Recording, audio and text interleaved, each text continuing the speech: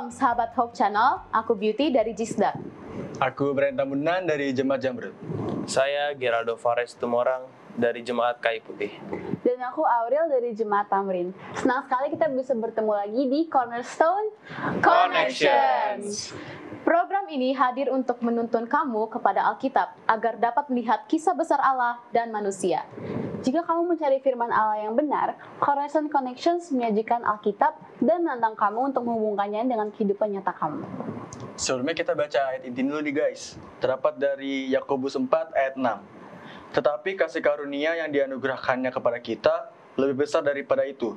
Karena itu ia katakan, Allah menentang orang yang congkak, tetapi mengasihani orang yang rendah hati. Oke sahabat Cornerstone, saat ini kita akan masuk di segmen Sekilas Cahaya. Sekilas cahaya kita kali ini diambil dari Alfa dan Omega jilid 8 halaman 178. Guru surgawi itu diabaikan oleh orang-orang besar dunia, orang-orang kaya dan orang-orang bertitel yang sudah terbiasa menerima pujian dan penghormatan sebagai pemimpin bangsa. Mereka begitu sombong dan... Siapa itu? Ya kan? Aku aja lah yang baca ya. Oh iya. Mereka begitu sombong dan angkuh dalam superioritas kebanggaan mereka. Sehingga mereka tidak bisa diarahkan untuk bersimpati kepada sesama manusia dan menjadi teman kerja orang Nazaret yang rendah hati itu.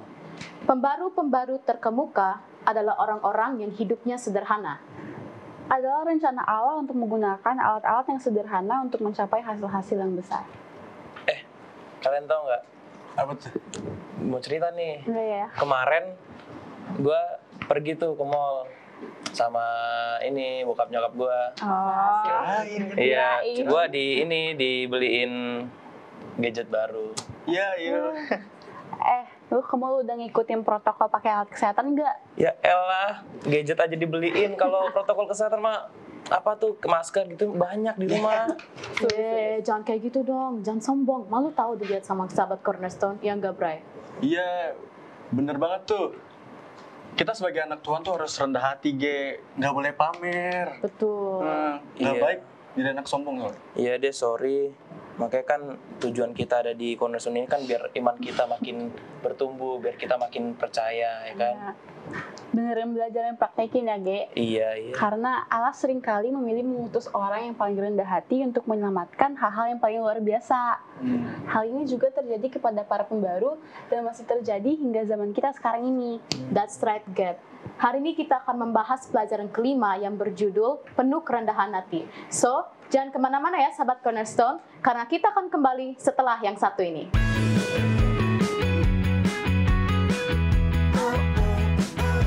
Kembali lagi di Cornerstone Connections. Kita sekarang masuk di segmen Apakah Kamu Tahu? Kalian tahu nggak, sahabat Cornerstone, seorang pemimpin reformasi di Switzerland namanya Ulrich Zwingli menyukai musik dan memainkan beberapa alat musik, termasuk biola, harpa, seruling, dulcimer, dan hunting horn. Dia akan menghibur anak-anak di kongregasinya dengan kecapi dan sangat terkenal dengan keterampilannya, sehingga lawan-lawannya mengejek dia sebagai penginjil pemain kecapi dan seruling. Namun, hymn Zwingli tidak dimaksudkan untuk musik yang digunakan dalam pelayanan gereja. Ya, musik-musiknya dipublikasikan dalam beberapa himne abad ke-16. Nah, sekali lagi kita diingatkan kembali oleh cerita sejarah bahwa kita tidak boleh sombong. Karena Tuhan akan membantu orang-orang yang setiawan dan Tuhan tidak akan segan memperlakukan orang-orang yang congkak. Yes, bener banget. Nah, selanjutnya biar kita nggak awkward, gimana kalau kita main games? Mau nggak, guys? Boleh dong. Boleh dong, pasti. Oke, games kali ini kita akan memberi pendapat terhadap kertas yang ada di mangkok ini. Sudah siapkah? Siap. Kasih pendapatnya masing-masing ya. Oke. Yang pertama.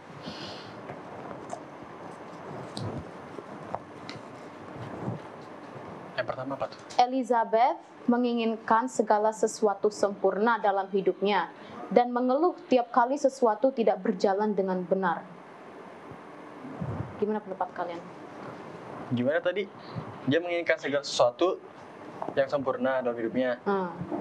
Tapi kalau Dan dia juga salah, mengeluh tiap kali sesuatu tidak berjalan dengan benar. Menurut kalian sifat Elizabeth gimana sih? Ambisius bukan sih? Perfeksionis. perfeksionis. Iya. Perfeksionis. Ya. Tapi itu ada Tapi nggak- baiknya, ada nggak baiknya. Ada Iya. baiknya, ada nggak baiknya juga ya. Kalau Gerald kayak soal gak baik-baik kayak tahu nih gimana. Kalau yang saya tahu kan apa yang menurut kita baik belum tentu apa yang di mata orang lain itu baik kan. Jadi mungkin Iya. aja apa yang kita inginin nggak sejalan dengan kita, dan mungkin itu karena untuk beberapa hal kemungkinan itu nggak baik. Jadi ada kalanya kita juga harus menerima gitu kan. Iya. Jadi nggak, ya sama kayak tadi kan perfeksionis, artinya kan walaupun nggak sesuai dengan apa yang diinginin tapi kecewa gitu kalau nggak terjadi gitu kan. Betul. Jadi lebih baik si Elizabeth ini menerima gitu ya. Iya, ada Soal gunanya yang untuk baik. belajar untuk menerima. Oke. Yang kedua, pelatih kamu menolak masukan kamu dan teman kamu coba berikan kepadanya. Coba lihat di buku. Pelatih kamu menolak masukan. Oh, pelatih kamu menolak masukan yang kamu dan teman kamu coba berikan kepadanya. Oh, masukan. Iya, masukan. Oh. Ini kalian yang ikut yang- tim basket atau soccer gitu. Gue gimana ya, gue ikut-ikutinnya kata pelatih, gak pernah kasih masukan gitu. Kalau Gerald gimana? Pernah nggak kasih masukan? Langsung nggak diterima gitu masukannya? Mungkin nggak masukan itu sebenarnya baik ya. Maksudnya kan nggak harus ke pelatih, misalnya orang yang lebih dewasa gitu kan. Mungkin karena hal senioritas atau Yeah, apa gitu kan. gitu juga. Jadi kayak ego gitu kan, untuk ya gimana lah namanya juga ya senioritas lah. Jadi ada rasa ego. Jadi kan mau ngasih tau takut, dan takutnya yang senior itu jadi kayak ini apaan sih ngasih tau gitu. Merasa gitu kan. digurui. Iya, merasa kayak iya digurui. Apalagi kan ini kan pelatih kan. Posisi lu guru. kalau di situ gimana? Ya Kalau gue pribadi ya gue terima aja gitu kalau nggak diterima. iya wajar sih, karena kan orang beda-beda kan. Kalau lu? Ya kayak gitu wajar, karena kan gak semua orang sama. Oke, coba sekarang Aurel yang Oke. ya.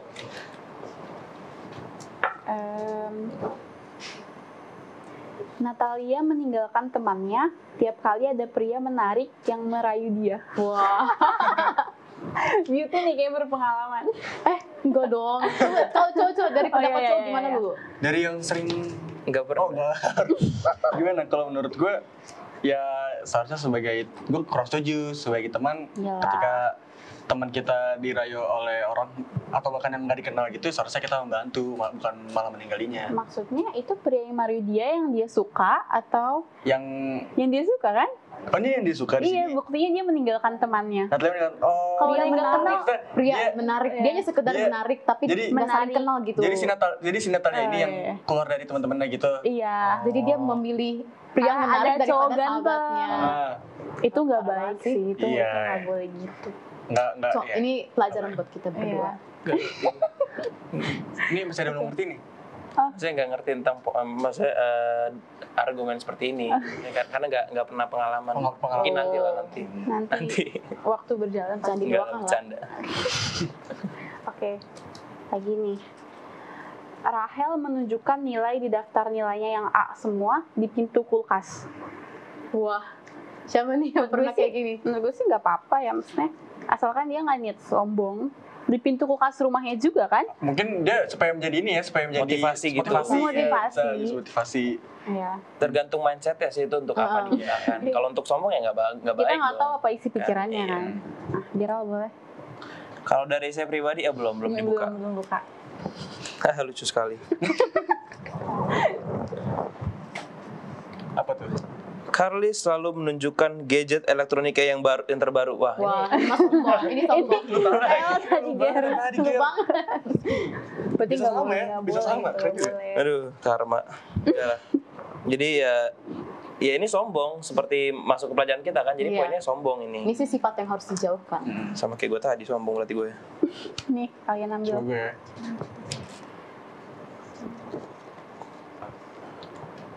Rafael menolak untuk masuk sekolah, menolak nasihat orang tua, guru, dan pendetanya. Wah, bad Itu boy. nggak baik itu. Dalam ya? Ini berhati keras berarti. Tapi mungkin dia punya alasan Iya. sendiri. Mungkin kalau dia nggak mau ke sekolah, mungkin di sekolahnya dia dibully kan. Bisa jadi Ya, Dan mungkin kalau kita memiliki teman seperti Rafael, itu mungkin kesempatan untuk kita bisa deketin dia, tanya apa masalahnya. Satu lagi tuh terakhir. Lanjut. Aduh, takutnya kenal lagi ntar. Regan mengolok-olok setiap orang yang tidak memahami aljabar sebaik dia. Ini sombong banget. Sombong Kenapa banget sih. bagian sombong gua ya? Langsung kena hati ya, Bet. Jenius sih oke, tapi sombong janganlah. Iya. Nggak kombinasi yang bagus banget gitu. Harus humble ya. Sambel. Udah semuanya ya? Udah semuanya. Makasih semuanya sudah bermain sama-sama. Kita akan lanjutkan untuk membahas tentang penuh kerendahan hati dan bertanya-tanya dengan Pak Pendeta Benny Tambunan. So, jangan kemana-mana ya, tetap di Cornerstone.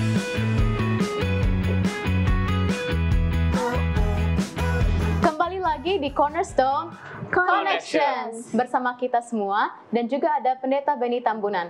Halo, shalom Pendeta. Shalom, Halo. sehat-sehat semua. Sehat, puji Tuhan. Udah masuk tribulan yang baru kita menikahnya. Jadi tadi siapa yang ini? Saya Yang bagian sombong-sombong terus kamu? dapat aja gitu pendeta kan namanya. Kayak yang Etin Tini bilang juga kan pendeta. Tetapi kasih karunia yang dianugerahkannya kepada kita lebih besar daripada itu. Karena itu ia katakan, Allah menentang orang yang congkak tetapi mengasihani orang yang rendah hati. Nah, kira-kira apa hubungan dari Etin T kita dengan judul Cornerstone kita itu penuh kerendahan hati? Mungkin teman-teman dulu nih sebelum nanti ke Pak Pendeta. Udah jelas sih sebenarnya. Di ayatnya kan dibilang Allah menentang orang yang congkak, tetapi mengasihani orang yang rendah hati. Judul pelajaran kita penuh kerendahan hati. Jadi kalau kita ingin dikasih oleh Allah, kita harus penuh dengan kerendahan hati. Kita nggak boleh congkak. Jadi kalau bagi saya ayat inti ini sebagai pengingat bagi kita semua bahwa kita itu tidak boleh congkak. Kita harus Congkak apa sih? sombong. Oke. Kalau dari pendeta gimana nih pendeta hubungannya? Iya. Congkak itu kan satu kesombongan yang membanggakan diri, yang merasa bahwa dia lebih daripada yang lain, dia memiliki sesuatu yang orang lain nggak mau ya, bahkan mungkin sampai membuli orang lain yang tidak seperti dia. Iya. Ya, jadi pelajaran kita kan sekarang penuh kepada kerendahan hati itu memberikan bahwa apa sih yang disombongin sebenarnya kan gitu ya. Kalaupun dapat gadget baru, paling berapa lama udah muncul lagi gadget baru lagi yang lain gitu ya. Kalau istilah gadget, terus kalau pakai yang lainnya paling ada hal-hal lainnya semuanya. Jadi sebenarnya tidak ada hal yang baru ya, jadi sebenarnya tidak ada yang perlu untuk kita sombongkan dalam kehidupan kita. Oke, terima kasih pendeta atas penjelasannya. Mungkin untuk kita bisa makin memahami ya, mungkin ada baiknya kita membaca dari ayat-ayat yang ada di sini. Oke. Coba nanti minta tolong Beauty baca Amsal 16 ayat 5, 18 dan 19 ya. Terus Aurel baca dari Amsal 27 ayat 2. Nanti saya sendiri akan baca dari Amsal 29 ayat 23. Oke. Amsal 6 ayat 5, 18 dan 19. Iya. Oke. Amsal 16 ayat 5. Setiap orang yang tinggi hati adalah kekejian bagi Tuhan. Sungguh ia tidak akan luput dari hukuman. Ayat 18. Kecongkakan mendahului kehancuran dan tinggi hati mendahului kejatuhan. Ayat 19. Lebih baik merendahkan diri dengan orang yang rendah hati daripada membagi rampasan dengan orang congkak. Oke, aku ya. Amsal 27 ayat 2. Biarlah orang lain memuji engkau dan bukan mulutmu, orang yang tidak kau kenal dan bukan bibirmu sendiri. Amsal 29 ayat 23. Keangkuhan merendahkan orang, tetapi orang yang rendah hati menerima pujian. Nah kan kita udah baca nih dari ayat ini kan. Iya. Ada nggak hasil dari kesombongan yang misalnya tercermin dari ayat ini dalam hidup kalian? Nah apakah dari ayat ini menunjukkan kesombongan dalam hidup kalian? Ada nggak? Coba cerita. Kalau secara pribadi sih saya sering mengalami kesombongan di dalam hidup saya. Jadi Contoh lah. ya seandainya Pernah tuh tahun lalu pas puji Tuhan saya dapat posisi juara 1 di akhir tahun. Nah di situ saya awalnya sebelum diumumin saya merasa rendah hati banget, saya berdoa Tuhan semoga juara 1. Tapi tiba-tiba pas diumumin juara 1 itu saya tidak berterima kasih kepada Tuhan. Sebelumnya saya berdoa, tapi setelah diumumin saya lupa bahwa selama ini Tuhan itulah yang memberi saya kebijakan gitu dan supaya bisa pintar. Nah, itulah salah satu pengalaman saya. Kalau Aurel? Di sini dibilang biarlah orang lain memuji engkau dan bukan mulutmu. Jadi di sini kalau di kehidupan aku sendiri sih kayak aku muji diri aku sendiri dan bukan orang lain gitu. Pasti sering ya di kehidupan kita. Kayak kita melakukan sesuatu yang orang lain gak bisa, terus kita puji diri kita sendiri. Iya, sering banget. Kalau dari pendeta gimana? Kamu belum. Karena saya pendeta.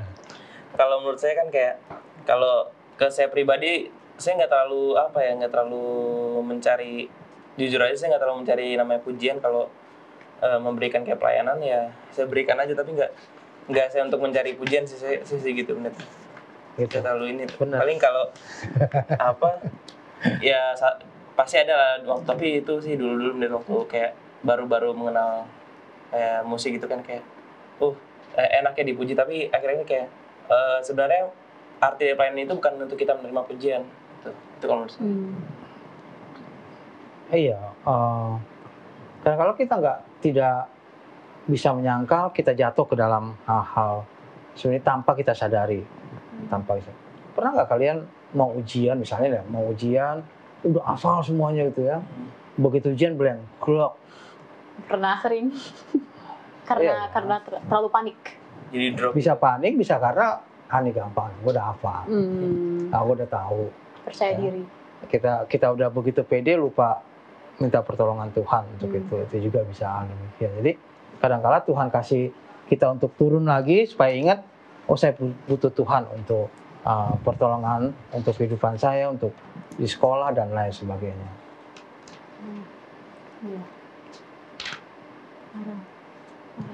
Dwight Nelson menulis, salib Yesus adalah bukti bahwa kerendahan hati adalah puncak cahaya karakter Allah. Kalian setuju nggak? Coba jelasin.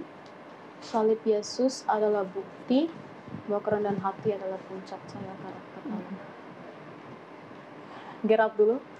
Kalau menurut saya sih iya, karena kan Tuhan sudah rela memberikan dirinya untuk dikorbankan untuk baik kita kan. Jadi itu bukti bahwa Tuhan itu bahkan dia mau sampai ke kayu salib yang paling hina itu kan untuk kita. Makanya Tuhan mengajar kepada kita bahwa kerendahan hati itu memang penting. Makanya Tuhan sendiri melakukan hal yang sama supaya kita juga melakukannya. Itu menurut saya. Karena kan dikatakan kan saya ingin menjadi seperti Yesus Kristus ya kan. Jadi Tuhan memberikan contohnya dan kita yang melakukan, kita yang mengikuti. Itu menurut saya.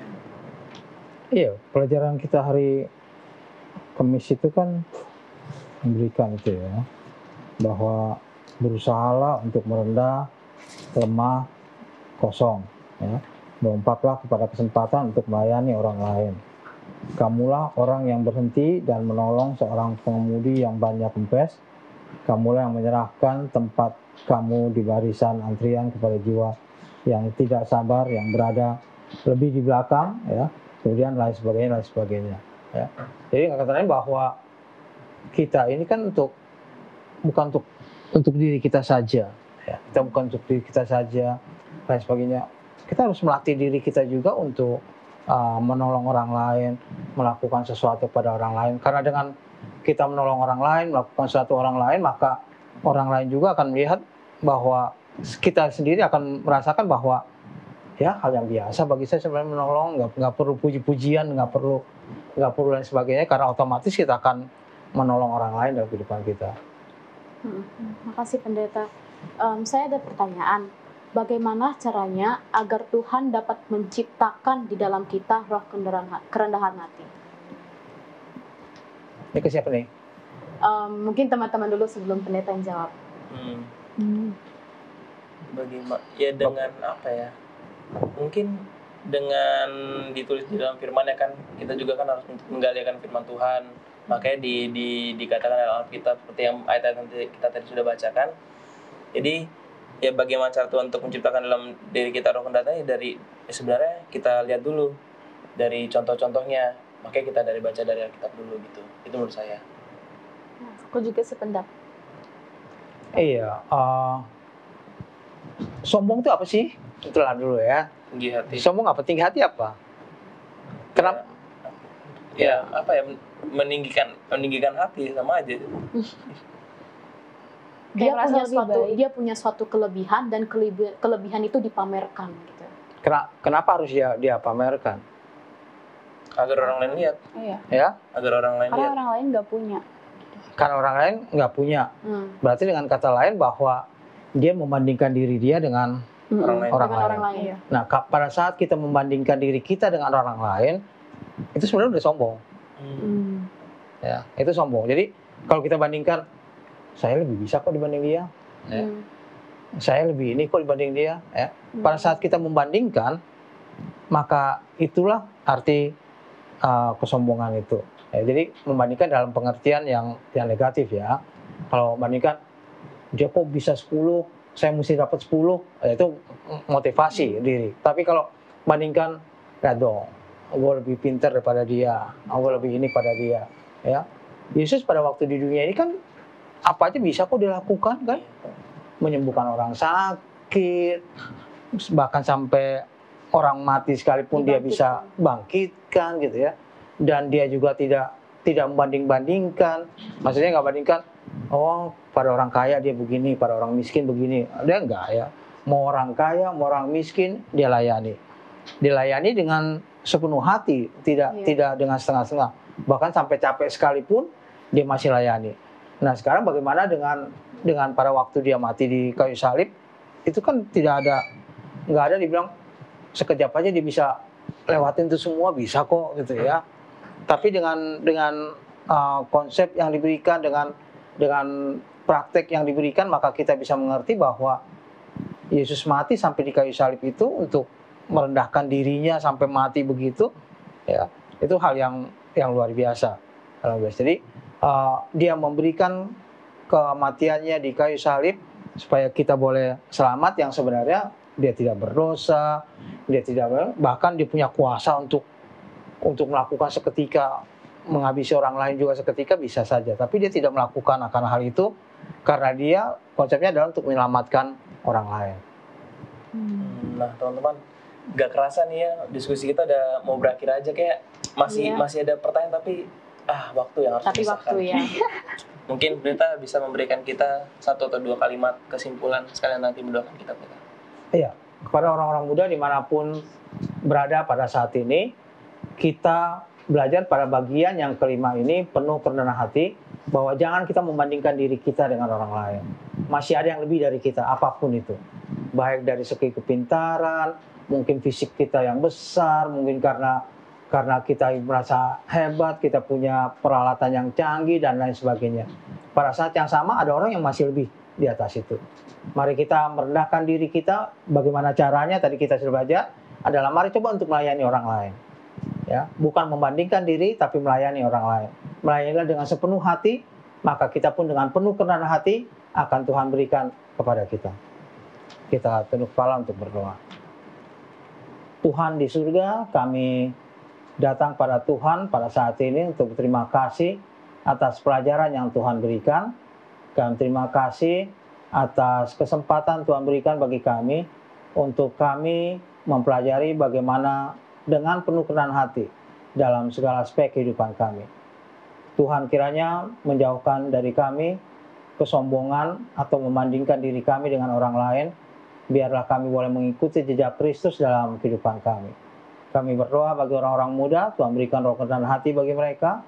Dan juga pada orang-orang muda yang saat ini dalam keadaan sakit, Tuhan berikan kesembuhan, Tuhan berikan kesehatan.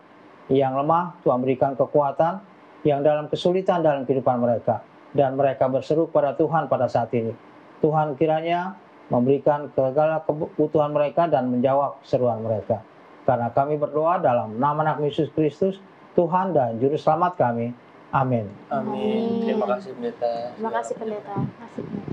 Ya teman-teman, itulah pembahasan pelajaran Cornerstone kita sepanjang pekan ini.